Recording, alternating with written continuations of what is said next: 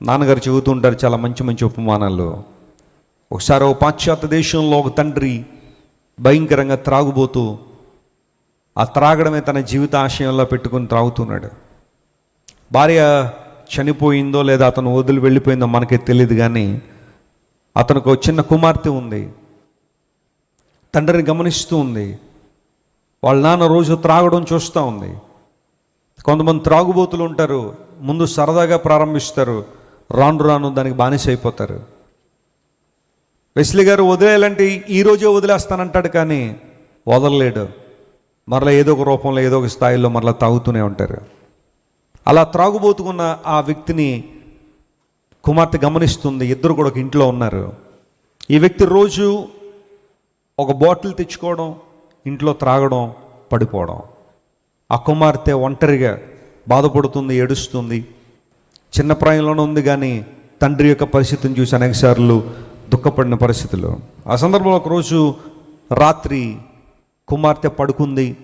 ఈ వ్యక్తి అప్పటి వరకు త్రాగి మరలా ఏమైందో తెలియదు, మరి రాత్రులు లేచాడు, మరలా తాగాలనిపించింది. ఆ ఇంట్లో రెఫ్రిజిరేటర్ దగ్గరికి వచ్చాడు, చూస్తే అందులో బాటిల్ లేదు. కొంచెం దూరంలో తన ఫ్రెండో లేకపోతే ఏదైనా ఒక షాప్ ఉందో మనకే తెలీదు, అక్కడికి వెళ్ళాలని నిర్ణయించుకున్నాడు. అక్కడి నుంచి ఒక బాటిల్ తెచ్చుకోవాలని. అర్ధరాత్రి దాటిన తర్వాత తలుపు తెరిచి బయటకు వచ్చాడు. పాశ్చాత్య దేశాల్లో కొన్ని సీజన్స్లో విపరీతమైన మంచు కురుస్తూ ఉంటుంది, ఆ స్నోఫాల్ ఉంటుంది. ఇతడు ఒక కోట్ వేసుకున్నాడు, ఆ మంచులో అలా నడుచుకుంటూ వెళ్ళిపోయాడు. ఈ లోపల కుమార్తెకు మెలకు వచ్చింది. డాడీ డాడీ పలకలేదు. చూసింది గదంతా, లేడు. వాష్రూమ్కి వెళ్ళాడేమో అని వెయిట్ చేసింది కొంతసేపు. బాత్రూమ్ దగ్గర తలుపు తట్టిన, డాడీ ఆర్ యూ దేర్? అక్కడి నుంచి కూడా సమాధానం రాలేదు. నాన్న ఎక్కడికి వెళ్ళావు నాన్న అని చెప్పి అలా హాల్లోకి వచ్చేసరికి మెయిన్ డోర్ తీసుంది.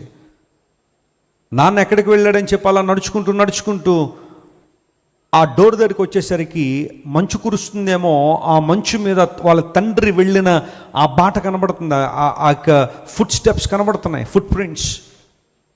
మా నాన్న ఎక్కడికి వెళ్ళాడు, ఏంటి ఈ పని అని చెప్పి ఆ అడుగు వేసుకుంటూ బయటకు వచ్చేసింది అమ్మాయి.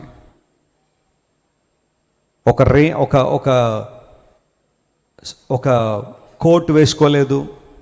ఆమె ఇంట్లో హీటర్ ఉంటుంది కాబట్టి ఇంట్లో ఎలా ఉందో అలాగే ఆ రాత్రి అర్ధరాత్రి వేళ బయటకు వచ్చేసింది.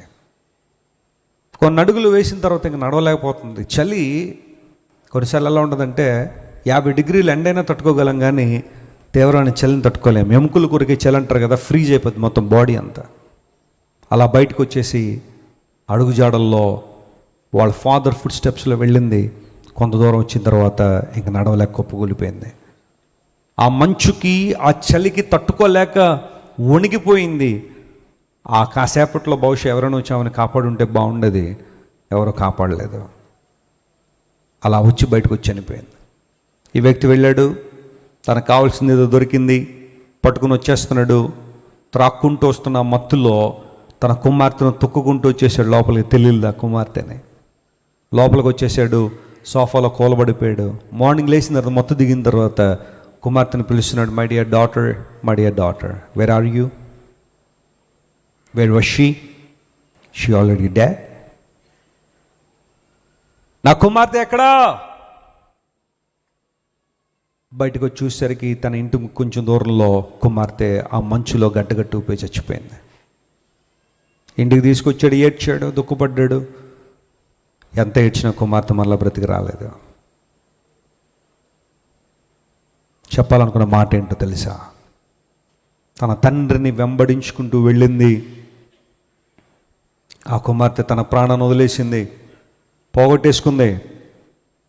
That father left wrong example, ఒక చెడ్డ మాదిరిని తన తండ్రి వదిలిపెట్టాడు.